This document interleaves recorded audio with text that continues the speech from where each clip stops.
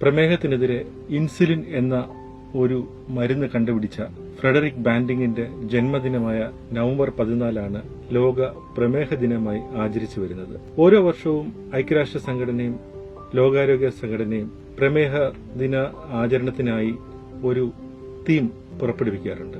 ഈ വർഷത്തെ theme nurse and diabetes ആണ്. പ്രമേഹം നിയന്ത്രിക്കുന്നതിൽ നഴ്സുമാരുടെ പങ്ക് വിളിച്ചോതുന്ന ഒരു മെസ്സേജാണ് ഇത്തവണ കൊടുത്തിരിക്കുന്നത്. നമ്മെ സംബന്ധിച്ചിടത്തോളം ഇപ്പോഴത്തെ ഏറ്റവും വലിയ ഒരു വിഷയം പ്രമേഹവും കോവിഡ്-19 എന്ന മഹാമാരിയുമാണ്. കാരണം പ്രമേഹ രോഗം ജനങ്ങളുടെ പ്രതിരോധ ശേഷിയെ കാര്യമായി കുറയ്ക്കാറുണ്ട്. അതിന്റെ ഫലമായി ഏതൊരു ഇൻഫെക്ഷനും രോഗികൾക്ക് വരാനുള്ള സാധ്യതയുണ്ട്. വരുന്ന രോഗം തന്നെ മൂർച്ഛിക്കുവാനുള്ള സാധ്യതയുമുണ്ട്. അതുകൊണ്ട് തന്നെ കോവിഡ്-19 പോലെയുള്ള ഒരു മഹാമാരി പ്രമേഹ രോഗികൾ വന്നു കഴിഞ്ഞാൽ ആ രോഗം മൂർച്ഛിക്കുന്നതിനും അതിന്റെ കോംപ്ലിക്കേഷൻസിലേക്ക് പോകാനുള്ള സാധ്യതയും ഉണ്ട്. നമ്മുടെ കണക്കുകൾ നോക്കിയാൽ തന്നെ ഇപ്പോൾ കോവിഡ് ബാധിച്ചിരിക്കുന്ന നല്ലൊരു ശതമാനം രോഗികൾക്കും രക്താതിമർദ്ദമോ അല്ലെങ്കിൽ പ്രമേഹമോ ഉള്ളതായി നമുക്ക് കാണാൻ സാധിക്കുന്നുണ്ട്. അതുപോലെ തന്നെ കോവിഡ് മരണം നോക്കിക്കഴിഞ്ഞാൽ ആകെ മരണത്തിന്റെ 24% പ്രമേഹം എന്ന രോഗം കൊണ്ടാണ് എന്ന് നമുക്ക് കാണാൻ സാധിക്കുന്നു. ഇത് വളരെ ഗുരുതരമായ ഒരു സാഹചര്യമാണ്. ഈ സാഹചര്യത്തെ പ്രതിരോധിക്കുന്നതിനായി എല്ലാ പ്രമേഹ രോഗികളും വളരെയേറെ കരുതലോടെ ആരോഗ്യം സംരക്ഷിക്കേണ്ട ഒരു കാലഘട്ടമാണ് ഇപ്പോൾ നമ്മുടെ മുന്നിലുള്ളത്. അതുകൊണ്ട് തന്നെ നമ്മുടെ ആരോഗ്യത്തിൽ ശ്രദ്ധ കാണിക്കുക. പഞ്ചസാരയും അതുപോലെ തന്നെ കൊഴുപ്പും ഉള്ള ആഹാര രീതി നമ്മൾ ഉപേക്ഷിക്കുക. നമ്മൾ ആഹാരത്തിലൂടെ പ്രമേഹത്തെ തടയാൻ ശ്രമിക്കുക. അതുപോലെ ചെറിയ രീതിയിലുള്ള വ്യായാമം ചെയ്തുകൊണ്ട് പ്രമേഹത്തെ തടയാൻ നമുക്ക് സാധിക്കും.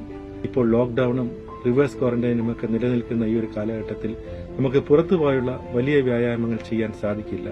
പക്ഷേ നമ്മുടെ വീടിനുള്ളിൽ തന്നെ ചെറിയ രീതിയിലുള്ള വ്യായാമങ്ങൾ ചെയ്തുകൊണ്ട് നമുക്ക് പ്രമേഹത്തെ പ്രതിരോധിക്കാൻ സാധിക്കുന്നതാണ്.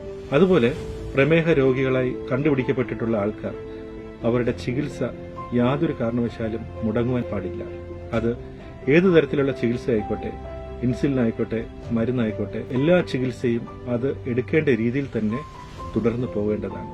ഇത് കോവിഡ് എന്ന് പറഞ്ഞൊരു രോഗത്തെ തടഞ്ഞു നിർത്തുന്നതിനും നമുക്ക് രോഗം വരാതെ സൂക്ഷിക്കുന്നതിനും അഥവാ നമുക്ക് കഷ്ടകാലത്തിന് നമുക്ക് രോഗം വന്നു കഴിഞ്ഞാൽ അത് മൂർധന്യാവസ്ഥയിലേക്ക് പോകാതിരിക്കുവാനും ഈ ഒരു നിയന്ത്രണം വളരെയേറെ ആവശ്യമാണ്.